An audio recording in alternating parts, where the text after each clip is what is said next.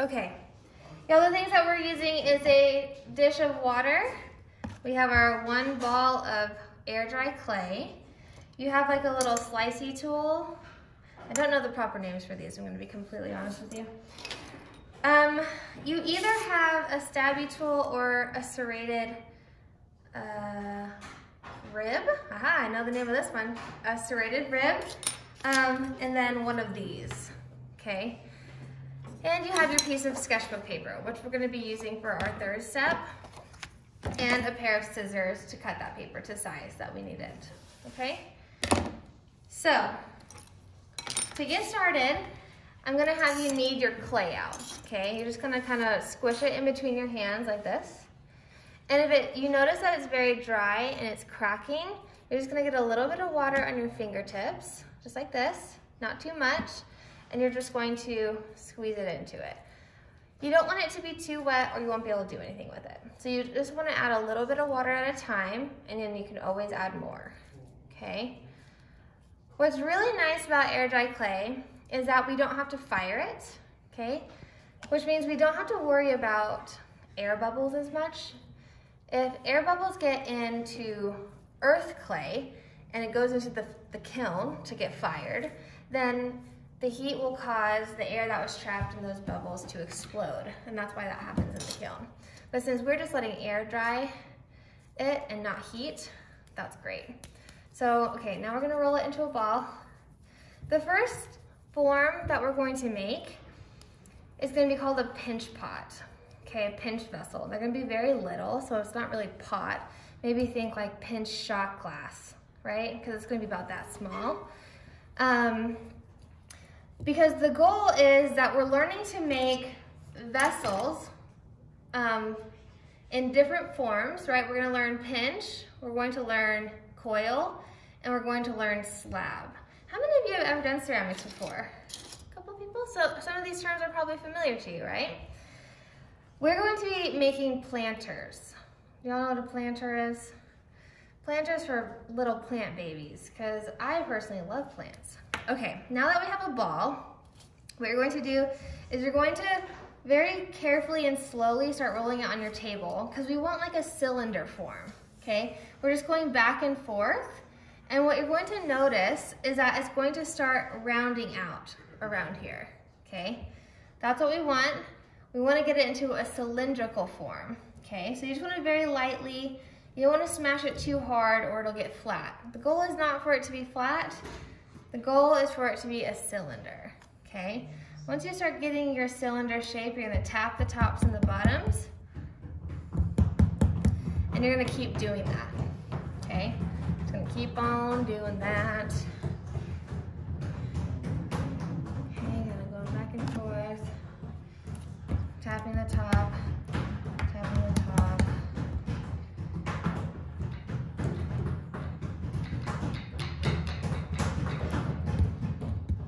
Okay, until you have something that looks like this.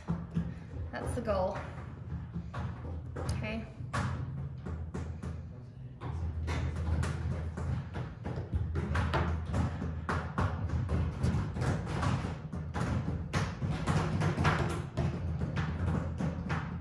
Sounds like we're getting there. We've got some pros out there who are already done. Looking good, looking good. Okay. The next thing you're gonna do is you're gonna take your finger, and you know, like when you were a kid and you got a new can of Play-Doh and you stuck your finger in it? You're gonna do that, but you're not gonna go all the way through, okay? Do not stick your finger all the way through, or your pinch shot glass vessel is no longer something that can actually hold something, okay? You're gonna hold it at the bottom and you're just gonna stick your finger right through the middle until you get about 3/4 of the way, okay? Then you're gonna use your fingers to kind of open up that hole. And that's where we're gonna start. I walked around and it doesn't seem like anyone has way too long of nails, but mine are very long, so I'm gonna do my very best. Do you have long nails? It makes it kind of hard using the stabby tool. Very good. We have to sometimes get creative with how we do ceramics if we have claws. That's why Mr. Everly, do y'all know who Mr. Everly is? That's why he says if you have claws, the ceramics class will not be fun for you. So I can never do clay most of the time.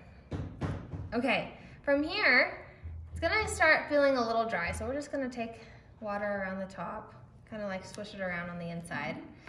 And the fingers that you're going to use to pinch this to create a little pot, right, are your middle fingers and your thumb, okay? Now your thumb is gonna sit on the outside and your middle finger is gonna sit on the inside. And the motion that you're going to do is pulling your thumb up against the clay, like this, okay? So I'm sticking my fingers inside and then I'm going to pinch upward and I'm gonna just slowly rotate and just carefully pinch that up, pinching, pinching, pinching, pinching, until I get all the way around. And then I slowly kind of go up a layer and I continue to pinch around. And what you're gonna see is it's gonna start to open up, okay? Again, the motion is pinching upward with your thumb. You always wanna be pinching up because you're bringing the clay up to expand the opening so you actually have a tubular structure, okay? And it's gonna start feeling thicker here and thinner here. And that's the goal, right? So rotating, pinching, pinching, pinching, pinching. And if it starts to dry out, bring some water to it, moisten it up. We don't want it to get too dry.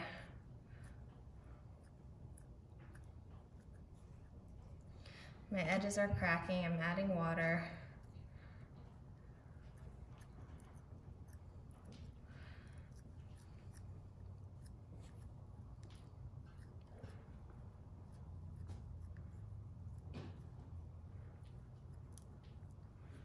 Okay. Once you get to about that far, the inside of your middle, you're gonna want to take your finger and kind of clean it up. If you have long nails and you want to take the end of a very blunt object, and you're just going to use your finger or your object to kind of smooth it out. Another way to do that is using this wooden tool here, because then you can kind of take it from the bottom and just like slowly massage it up, okay, from the inside out.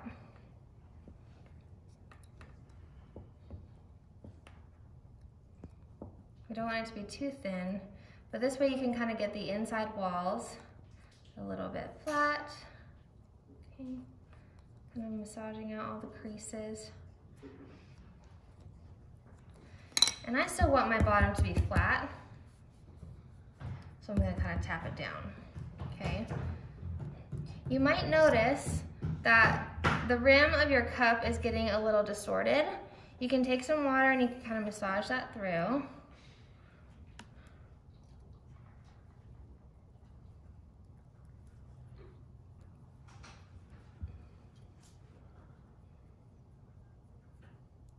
These are very organic looking forms, okay?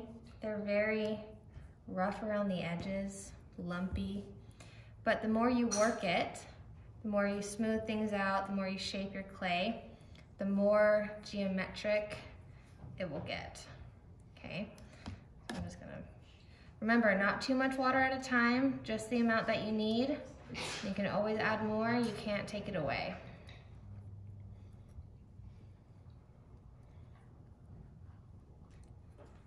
Okay.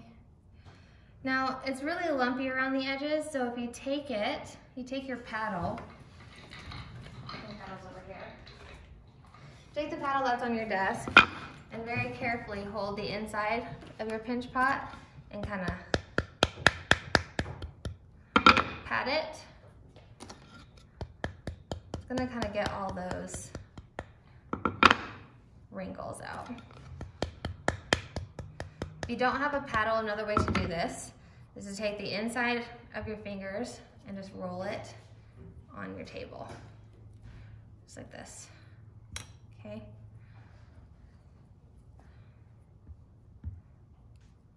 And you can work that as much as you want to get it to look like what you'd like it to. If it gets too wet, you have to let it dry, or it doesn't really work.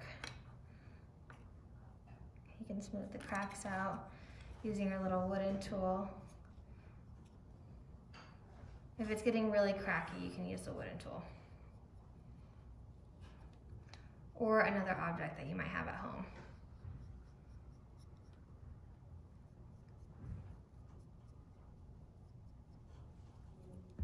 And that's the pinch vessel. One and done, okay?